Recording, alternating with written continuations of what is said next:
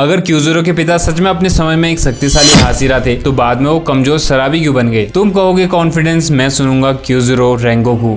जब फूकू नाम की लड़की क्यूजरो के चेहरे पर बीन बन मारती है तो एक वक्त के लिए साथ खड़ा डीमन स्लेयर और उसका कौवा पाउज हो जाते हैं कि हाशिरा के मुंह में बीन बन फेंक दिया, लेकिन रेंगोकू शांति से उसे पकड़ता है और खाने लगता है। इस सीन से हमें उसके अच्छे बिहेवियर की एक झलक मिल गई थी। उसकी जगह सानेमी होता तो आज बात करेंगे आत्मविश्वास से भरे डीमन स्लेयर के एक कैरेक्टर के बारे में जिसके हृदय में अग्नि धधकती है, यानी फ्लेम हाशिरा क्यूजरो रेंगोकू के बारे में। साथ ही इसके पिता के बारे में भी बात करेंगे जिससे आपको पता चलेगा कि सेल्फ डाउट और अहंकार कितना खतरनाक साबित हो सकता है। क्यूजरो एक ऐसा कैरेक्टर है जिसकी डेथ के समय सबके आंसू बह गए थे। इतना परफेक्टली इस सीन को बनाया गया था। पहले तांजीरो का अकाजा के ऊपर कटाना फेंक के रोते हुए चिल्लाना रोंगटे खड़े कर देता है, फिर रेंगोकू का मुस्कुराना और तांजीरो से अंतिम कुछ बातें कहना आंखों में आंसू भर देते हैं। रेंगोकू एक ऐसा कैरेक्टर है जो आत्मविश्वास से भरा है। उसके चेहरे में एक हल्की मुस्कुराहट हमेशा बनी रहती है। उसकी आवाज कड़क है, लेकिन उसके साथ ही उसकी आवाज में हमें सामने वाले के लिए प्यार भी दिखाई देता है। कोई भी परिस्थिति उसके चेहरे से मुस्कुराहट नहीं छीन पाई और ना ही उसको निराश कर पाई। अंतिम क्षणों में भी उसके चेहरे पर मुस्कुराहट थी और वो मुस्कुराहट डीमन स्लेयर्स के फैंस के दिलों में हमेशा के लिए छप चुकी है। क्यूजरो के पिता ने उसको ट्रेनिंग देनी बंद कर दी थी। इसके बावजूद उसने किताब से फ्लेम ब्रीथिंग सीखी और एक हाशिरा बन के दिखाया। क्यूजरो के परिवार में 4 लोग थे, उसके पिता शिनजिरो, मारुका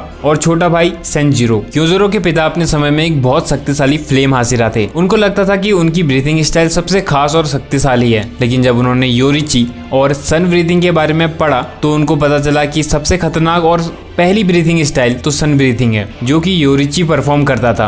बाकी सब ब्रीथिंग स्टाइल तो बस उसकी कमजोर शाखाएं हैं। उनको ये समझ आ गया था कि वो उस कान में हानाफूडा वाली बालियां पहनने वाले की तरह महान नहीं बन सकते। अहंकार के चलते उनको अपने और अपनी शक्तियों के ऊपर डाउट होने लगा। घृणा होने लगी कि ये सब तो कमजोर ब्रीथिंग स्टाइल हैं। ऐसे में उन्होंने आत्मविश्वास खो दिया और उनकी पत्नी की भी तबीयत खराब होने लगी, जिस कारण वो और भी निराश होने लगे, तनाव में रहने लगे। फिर जब उनकी पत्नी की मृत्यु हो गई तो वो पूरी तरह टूट गए। ऐसी पीड़ा में उनके लिए समय काटना बहुत मुश्किल हो गया था, इसलिए उन्होंने मदिरा का सेवन करना शुरू कर दिया और फिर उनको उसकी आदत लग गई। वो बस मदिरा पीते और पड़े रहते। वो पहले क्यूजरो और सेंजिरो को ट्रेनिंग देते थे, लेकिन जब उनको सन ब्रीथिंग के बारे में पता चला तो उनकी नजर में फ्लेम ब्रीथिंग बेकार हो गई। इसलिए उन्होंने बाद में अपने बेटों को ट्रेन करना भी छोड़ दिया। उल्टा जब वो अपने बेटे को ट्रेनिंग करते देखते तो उनको बुरा भला सुनाते थे। अपने समय का एक मजबूत हाशिरा अब टूट के अपने स्तर से नीचे गिर गया था और बेहद कमजोर हो गया था। इन सब के बावजूद क्यूजरो ने कभी हार नहीं मानी। वो अभ्यास करते रहा। उसको कोई सिखाने वाला नहीं था, तब भी उसने किताबें उठाई और उनसे सीखा और एक हाशिरा बन के दिखाया। ट्रेन में हमें उसके सपने में देखने को मिलता है कि उसके पिता खुश नहीं थे जब वो हाशिरा बन गया था। निश्चित रूप से उसको बुरा लगा था, लेकिन इसके बावजूद उसके आत्मविश्वास में कोई कमी नहीं थी। कोई साधारण लड़का होता तो या तो वो पहले ही जब उसके पिता इस टेक्निक को बुरा कहते थे तभी हार मान लेता, या फिर जब वो कड़ी मेहनत कर एक मुकाम पाकर भी अपने नाखुश पिता को देखता तो तब हार मान लेता। लेकिन क्यूजरो अलग था। वो हार नहीं मानता, उल्टा अपने भाई को ट्रेन करता है, उसको सपोर्ट करता है। वो अपने बड़े भाई होने का कर्तव्य बहुत भली भांति निभाता है। क्यूजरो अपने भाई से कहता है, तुम वो करना जो तुमको पसंद है। आपने देखा होगा जब तांजीरो क्यूजरो की मृत्यु के बाद उसके घर गया था तब क्यूजरो के पिता ने तांजीरो के कानों में हानाफूडा वाली बालियों को देखा तो वो उसके ऊपर क्रोधित हो गए थे और बोलने लगे कि तुम यहाँ हमारा मजाक उड़ाने आए हो, तुम सन ब्रीथिंग परफॉर्म करने वाले में से हो ना। इसका कारण यही है, उनको पता था बाकी सभी ब्रीथिंग स्टाइल उस सन ब्रीथिंग से ही निकली हैं और कमजोर हैं और उनको लगता है तांजीरो उनकी फ्लेम ब्रीथिंग का मजाक उड़ाने वालों में से है। पहले वो बहुत निराश थे। उनको लगता था कि क्यूजरो एक कमजोर ब्रीथिंग स्टाइल को सीखकर अपने आप को बेकार में शक्तिशाली समझता है, लेकिन बाद में जब उनको अपने बेटे के युद्ध के बारे में पता चलता है और उसके द्वारा भेजा अपने पिता को अंतिम संदेश पहुंचता है जिसमें क्यूजरो ने अपने पिता से अपनी तबियत का ध्यान रखने को कहा था तो वो रो पड़ते हैं। उनको अपने बेटे की काबिलियत याद आ जाती है जिसको वो नकार रहे थे। अब उनको पछतावा होने लगता है। आगे हमें ये देखने को मिलता है कि वो तांजीरो को एक पत्र लिखते हैं जिसमें पहले वो माफी मांगते हैं और फिर अपने कमजोर हो जाने का कारण बताते हैं। इसके साथ ही वो क्यूजरो की तारीफ भी करते हैं कि उसने सिर्फ किताब से फ्लेम ब्रीथिंग सीख ली, वो भी ऐसी किताब जिसके सिर्फ 3 वॉल्यूम थे, यानी इनकम्प्लीट थी। शायद उसके ऊपर उसकी माँ का प्रभाव ज्यादा था। आगे वो तांजीरो को डीमन स्लेयर मार्क के बारे में बताते हैं और भरोसा दिखाते हैं कि तुम सन ब्रीथिंग के लिए चुने गए हो। आपको क्या लगता है कमेंट में बताना, लेकिन मुझे लगता है कि क्यूजरो के पिता के फॉल का कारण उनका अहंकार था। वो एक अच्छे खासे हाशिरा थे, लेकिन जब उनको योरिची और सन ब्रीथिंग के बारे में पता चला तो वो योरिची से इंस्पायर होने की बजाय उससे कॉम्पीट करने लगे। वो ये भूल गए कि दोनों का लक्ष्य एक ही है, डीमन से सबकी रक्षा करना, फिर चाहे ब्रीथिंग स्टाइल कोई भी हो। अगर वो यूरिची से इंस्पायर होते तो वो फ्लेम ब्रीथिंग से नफरत नहीं करते और इसमें ही बेस्ट बनने की कोशिश करते, और इससे उनको खुद पे डाउट नहीं होता और ना ही वो अपना आत्मविश्वास खोते, जिससे वो लास्ट में इस तरह नहीं टूटते।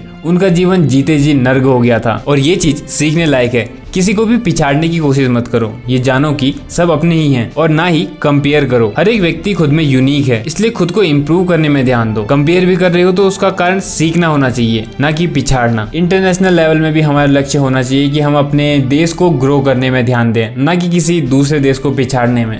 जब हम खुद को ग्रो करने में ध्यान देंगे तो खुद ब खुद ऊपर आ जाएंगे। क्यूजरो और अकाजा की बहुत ही तगड़ी फाइट हमें देखने को मिलती है, जिसमें कई बार क्यूजरो ने अकाजा को काट दिया था, लेकिन वो डीमन था तो फिर से रीजनरेट हो जाता है। अकाजा खुद क्यूजरो की पावर से चौंक गया था। थोड़ा समय और मिलता तो अकाजा उसी दिन खत्म हो जाता सनलाइट से, फिर हमें उसकी सैड स्टोरी कौन सुनाता।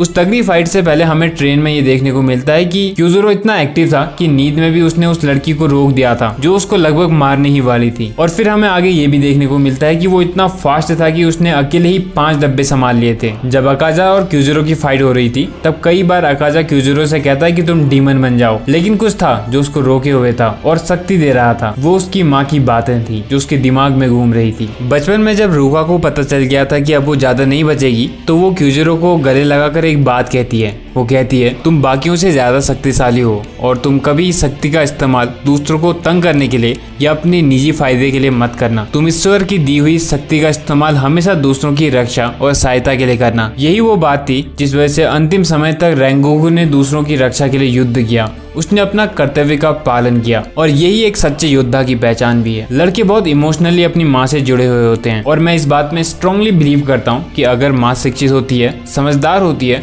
तो वो एक बहुत ही मजबूत चरित्र वाले बच्चे का निर्माण कर सकती है। और शिक्षा मतलब वास्तविक शिक्षा, स्कूल कॉलेजों में जो मिल रही है वैसी खोखली शिक्षा नहीं, ऐसी शिक्षा जो उनके चरित्र का निर्माण करती है, उनको मजबूत बनाती है, जैसी शिक्षित छत्रपति शिवाजी महाराज की माँ गीगाबाई थी। अगर हमें ऐसे फौलादी लड़के चाहिए जो दुनिया को हिला दें, तो हमें स्त्रियों को जीजाबाई जैसी ही शिक्षा प्रदान करनी पड़ेगी, यानी हमें अधिक से अधिक स्त्रियों को शिक्षित करना होगा। आगे क्यूजरो तांजीरो से काफी प्यारी बातें कहता है जो कुछ इस तरह हैं। मुझे तुम्हारी बहन पे भरोसा है, उसका खून बह रहा था, वो तब भी लोगों को बचाने में लगी थी। जो भी अपने जीवन को दांव में लगाकर डीमंस से लोगों की रक्षा करता है वो मेरी नज़र में डीमन स्लेयर का एक सिपाही है। हमेशा अपना सर उठा के जीना, अपनी कमजोरियों और नाकामियों से कभी परेशान मत होना, कभी हार मत मानना। Set your heart ablaze. और ऐसी कुछ और बातों के साथ वो अपनी माँ को ये कहते हुए सुनता है कि मुझे तुम पे गर्व है। ये सुन वो मृत्यु की गोद में ऐसे लेट जाता है जैसे उसकी माँ की गोद हो। सभी तनाव को भुलाकर अपने कर्तव्यों का पालन करते हुए वो अपनी माँ के पास चले जाता है। स्वामी विवेकानंद की एक पुस्तक में मैंने पढ़ा था, आत्मविश्वास महापुरुषों का गुण है, और मैं इस बात से पूरी तरह सहमत हूँ। केवल महान लोगों में ही आपको वास्तविक आत्मविश्वास देखने को मिलेगा। और मैं आत्मविश्वास कह रहा हूँ, अकड़ नहीं। आत्मविश्वास और अकड़ में अंतर है। जो भी चीज आपको आत्मग्लानि की ओर लेकर जाती है उसको विष की तरह त्याग दो, और जो आत्मविश्वास की ओर लेकर जाती है उसको अपनाओ। तो इस वीडियो के लिए बस इतना ही। अगली वीडियो कौन से हाजिरा के ऊपर देखना चाहते हो कमेंट में बताना। जल्दी मिलते हैं।